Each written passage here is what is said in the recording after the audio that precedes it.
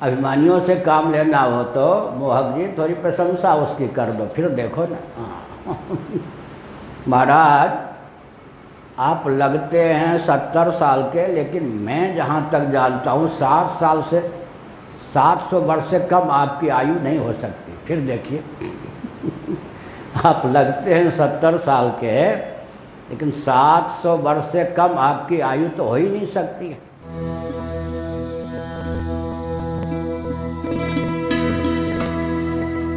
गीता में बहुत बढ़िया इसका उदाहरण है। न मे भक्ता प्रणश्यति कौन्तेय प्रतिजानीहि, न मे भक्ता प्रणश्यति। बहुत अच्छा है जी। अंग्रेजी वाले डायरेक्ट स्पीच इनडायरेक्ट स्पीच बोलते हैं या नहीं? ऐसे उसी शैली में यहाँ कौन्तेय प्रतिजानीहि। ए अर्जुन, कुंती मेरी बुआ के बाल गोपाल भैया, प्रतिजानीहि तू प्रतिज्ञा कर। क्या? न मे भक्ता प्रणश्यति। इसको इनडायरेक्ट स्पीच में कन्वर्ट करेंगे, भगवान के भक्त का विनाश नहीं होता, पतन नहीं होता, ये तू प्रतिज्ञा कर। इसका अर्थ क्या होता है? कौन्तेय प्रतिजानीहि, मैं नहीं प्रतिज्ञा करूँगा कि मेरे भक्त का नाश नहीं होता। तू प्रतिज्ञा कर कि भगवान के भक्त का नाश नहीं होता। न मे भक्ता प्रणश्यति, लेकिन कह तू, तो मैं का अर्थ क्या हो जाएगा? भगवान। इनडायरेक्ट स्पीच में मैं का अर्थ वहाँ जाके क्या हो जाएगा? भगवान। तू प्रतिज्ञा कर कि भगवान के भक्त का नाश नहीं होता। मानो अर्जुन ने कहा श्री मुखारविंद से ही क्यों न प्रतिज्ञा हो जाए, मैं तो भक्तों की प्रतिज्ञा की रक्षा के लिए अपनी प्रतिज्ञा तोड़ देता हूँ। थोड़े समय बाद युद्ध में वह तुमको देखने को मिलेगा। आज मैं हरिहूँ शस्त्र न गहाऊँ तो लाजूँ, गंगा माता को संतन सुत न कहाऊँ, सूरदास ने लिखा। एक और भीष्म जी की प्रतिज्ञा थी, एक और भगवान की प्रतिज्ञा थी। अर्जुन, संभावित युद्ध में अस्त्र शस्त्र का प्रयोग मैं नहीं करूँगा। तो अर्जुन ने कहा सारथी बन जाइए। तो केवल सारथी बना के क्या करेगा? मैं तो युद्ध नहीं करूँगा। महाराज आप जब सारथी होंगे तो रथ के वाहक नहीं, मेरे जीवन के भी वाहक हो जाएंगे।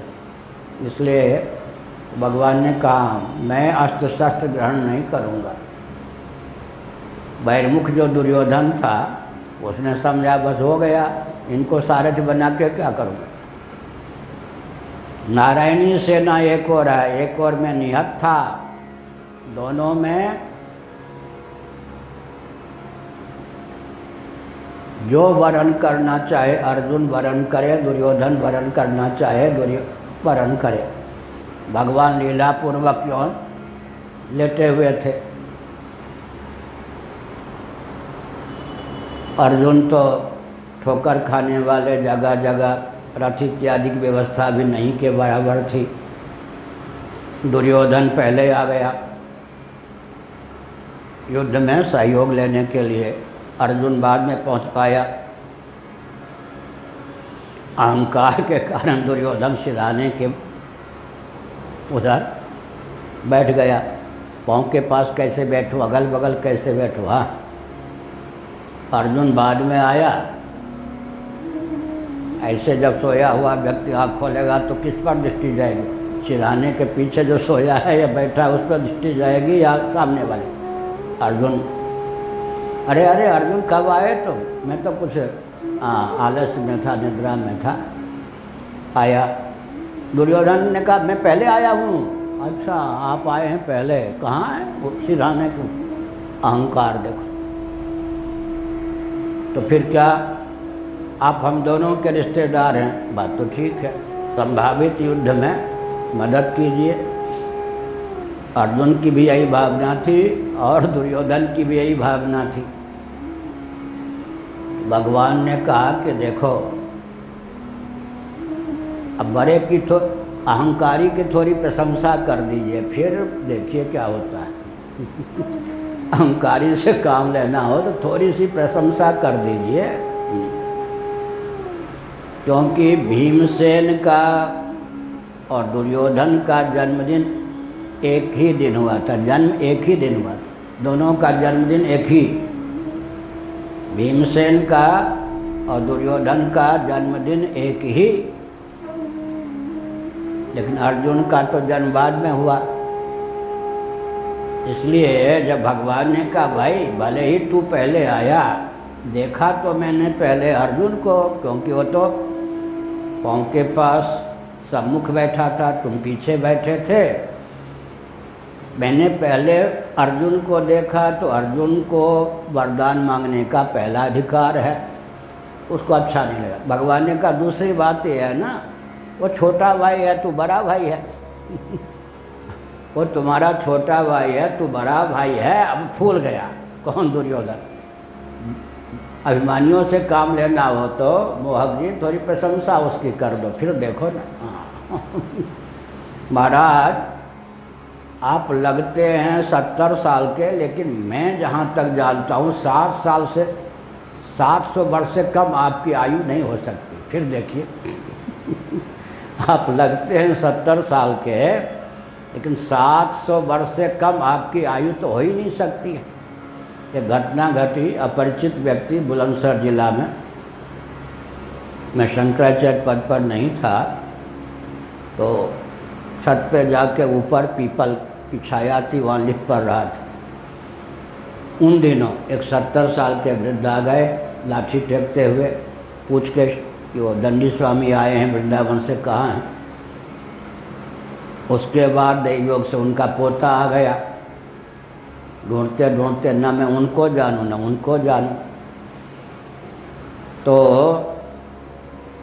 बाबा ने कहा कि महाराज, कुछ ऐसा कहा, द्वितीय विश्व युद्ध के समय में इतने साल का था। अब उसके पोता ने क्या कहा, अपने दादा को डांटा, तुम्हें लाज नहीं आती दादाजी? उस समय ये कम से कम 100 वर्ष के रहे होंगे। मुझे न प्रशंसा चाहिए न कुछ, न परिचय। इनके सामने तुम अपनी आयु बता रहे हो कि द्वितीय विश्व युद्ध के समय में 14 या 15 कुछ बताया, इतने साल का था। कि मालूम है ये सिद्ध महात्मा हैं, वृंदावन से आए हैं, इनके सामने तुम नाती पोते भी नहीं हो दादाजी, कहाँ क्या बोलना चाहिए, संभल के बोलो। और बेचारा कांपने लगा। हमने कहा नहीं नहीं, आयु में यही मुझसे बड़े हैं। उसने कहा आप क्यों कहेंगे कि आप सिद्ध? हमने कहा अगर मैं स्वार्थी होता तो उसी से प्रचार अपना करवा लेता। समझ गए ना? तो अहंकारी की थोड़ी प्रशंसा कर दो। भगवान ने कहा 2 हेतु हैं। एक तो मैंने पहले दुर्योधन को देखा, भले ही अर्जुन को देखा, भले ही तुम पहले आए। दूसरी बात है, आखिर तुम बड़े भाई हो, ये छोटा भाई है ना, तो कोई मिठाई इत्यादि आ जाए पहले छोटे भाई को देना चाहिए। हाँ, ये बात जच गई। तो भगवान ने सोचा कि वर कह दूँ, हे अर्जुन, दुर्योधन भी सुन लें, आप भी, पहले तुम्हें वरदान मांगने का अवसर देता हूँ, चूकना मत। एक और एक अक्षौणी मेरी नारायणी सेना होगी। बहुत प्रसिद्ध थी भगवान की सेना नारायणी। एक और निहत्था मैं होऊंगा संभावित युद्ध में। दोनों में किसका वरण करना चाहते हो? मैंने अवसर बहुत बढ़िया दिया है। देखिए, दुर्योधन अगर बहिर्मुख होते तो भगवान का वरण करते या नारायणी सेना का? निहत्थे व्यक्ति से क्या सधेगा? उसने कहा कि महाराज मुझे निहत्था श्री कृष्ण चाहिए, आप चाहिए। एक अक्षौणी नारायणी सेना नहीं चाहिए, अजय। एक प्रकार भगवान ने कहा फिर एक बार और अवसर देता हूँ, सोच समझ कर बोलो। मैंने तुम्हें पहले अवसर दिया, खूब सोच समझ लिया, ठोक बजा के मैं कहता हूँ मुझे निहत्था श्री कृष्ण चाहिए। दुर्योधन ने सोचा कि अच्छा हुआ, क्या मुझसे अगर पहले कहते तो मैं कहता नारायणी सेना, मेरा काम तो इस बुद्धू छोटे भाई अर्जुन ने बना दिया कि निहत्था श्री कृष्ण को लेकर मैं क्या करूँगा। एक बार धृतराष्ट्र ने कहा श्री कृष्ण को भगवान समझो बेटा, लाडले लाल कौन, सुयोधन दुर्योधन, देवल असित व्यास ये सब श्री कृष्ण को भगवान ही मानते हैं। पिताजी आप बहुत भावुक हैं, किस युग की बात आप करते हैं, वो सब इनके प्रशंसक खरीदे हुए एजेंट हैं। कौन देवल असित व्यास ये सब कुछ नहीं। देखिए उनकी बहादुरी क्या है, वो नाचने गाने वाले हैं। नाचने गाने वाला कभी बहादुर नहीं होता। वो मायावी हैं, तो मायावी में भी आप तो मुझको अपना बेटा मानकर कुछ गिनते नहीं। माया में श्री कृष्ण से ज़्यादा चतुर मैं हूँ। योद्धा तो मैं हूँ, नाचने गाने वाला तो कभी योद्धा हो ही नहीं सकता, गिनती उसकी योद्धा में नहीं होती। तो बुरा मत मानना नाचने गाने वाला। महाभारत में कई जगह लिखा है, गायक और नर्तक जिसकी प्रशंसा करते हैं वो बड़ा व्यक्ति नहीं होता। गायक और नर्तक जिसकी प्रशंसा करते हैं, समझ लो महान व्यक्ति नहीं होता। और कोई आक्रमण कर दे राजधानी पर या राज्य में, गायक का महत्व होता है राजधानी में, नर्तक का महत्व होता है। क्यों राज दरबार में गायक होते थे, हंसाने वाले होते थे, नर्तक होते थे। जो बड़े व्यक्ति होते हैं ना झाजी, दायित्व इतना बड़ा होता है कि थोड़ी देर उनको हंसा न दिया जाए तो टेंशन होने की संभावना रहती है, तनाव। एक बार वो सर्वेश्वर जी ने कहा हमारे गुरु भाई स्वामी जी से मेरे लिए कि शंकराचार्य के यहाँ उनको हंसाने का समय कौन है। दिन रात वो लिखते पढ़ते रहते हैं, बहुत सी समस्याएं होती हैं, तो टेंशन तो होता होगा। स्वामी जी ने कहा कहीं कुछ है ही नहीं हंसाने का काम, दरबार लगते हैं ना बड़े के यहाँ। तो अच्छा, तो फिर कैसे, हंसाने का काम नहीं है ना, कोई हंसाने के लिए सब ना। अच्छा, तो कैसे तनाव नहीं होता। तो क्या हुआ जी, जब युद्ध का समय हो तब राजधानी में राजा को प्रबंधित करने के लिए शासक के मन में तनाव होता है ना, क्या क्या विकट समस्याएं होती हैं। अभी जो भी शासक हैं, गृह मंत्री हैं, क्या पूरे विश्व का ध्यान कश्मीर पर है, उन पर है। तो ऐसा तो नहीं है ना कि आध्यात्मिक बल ना हो, मनोबल ना हो तो एक दिन भी व्यक्ति सुरक्षित नहीं पाएगा। आपको डरपोक व्यक्ति ऐसा कदम थोड़ा उठा सकता है कुछ उनको। लेकिन जब आक्रमण का समय हो तो राजा का कर्तव्य है राजधानी के बाहर नर्तक गायकों को बसावे, राजधानी में नहीं। क्योंकि विपक्षी विरोधी आक्रमण करने वाले की दाल सबसे पहले नर्तक गायक पर गल सकती है। और जब वो नर्तक गायक विपक्षी विरोधी शत्रु से घूस खाए होंगे तब वो बिगाड़ देंगे सारे काम को। इसलिए जब युद्ध का अवसर हो तो सबसे पहले राजा क्या करे, राजधानी की सीमा के बाहर नर्तकों को, गायकों को बसा दे। तो दुर्योधन ने कहा पिताजी श्री कृष्ण की चमत्कृति केवल नाच गान और जादूगरी तक है। जादूगर दिखाने वाला जो होता है, जादूगर जादू दिखाने वाला कोई बहादुर नहीं होता। आप मुझको कुछ गिनते नहीं, मायावी है श्री कृष्ण, मैं उससे अधिक मायावी हूँ।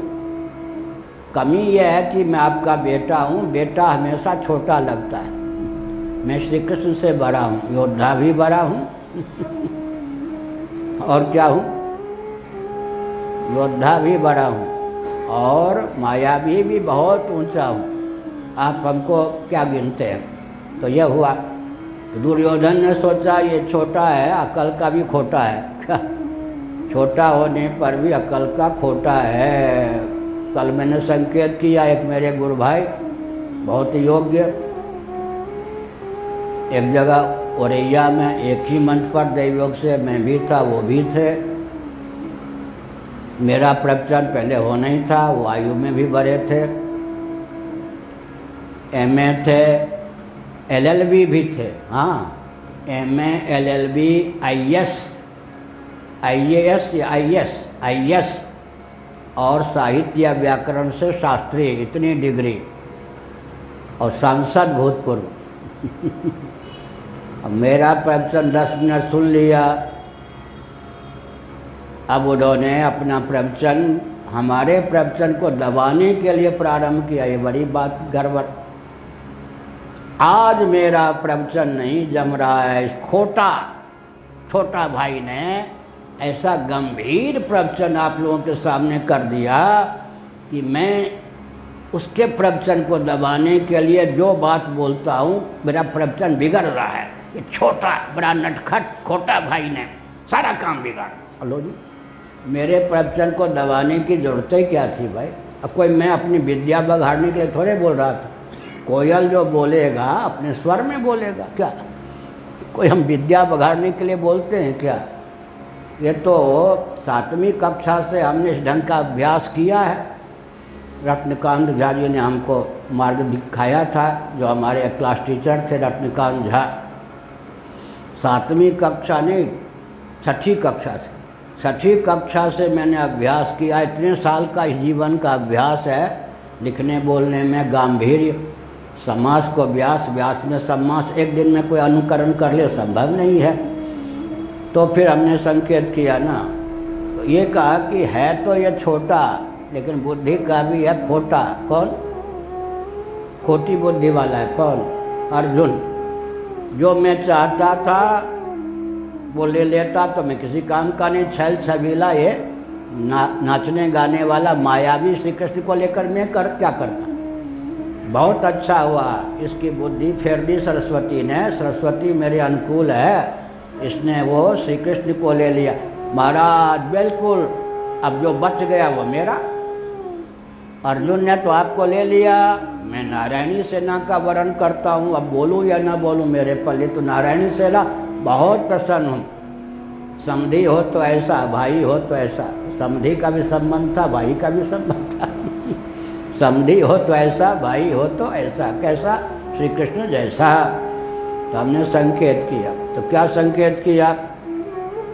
हमने यह संकेत किया कि श्री कृष्ण में जैसे आस्था उनके अवतार काल में भी दुर्योधन की नहीं थी। वो नाचने गाने वाले, अपने से कम मायावी या बहादुर समझता था। इसी प्रकार से, लेकिन यहाँ बहुत अच्छा कहा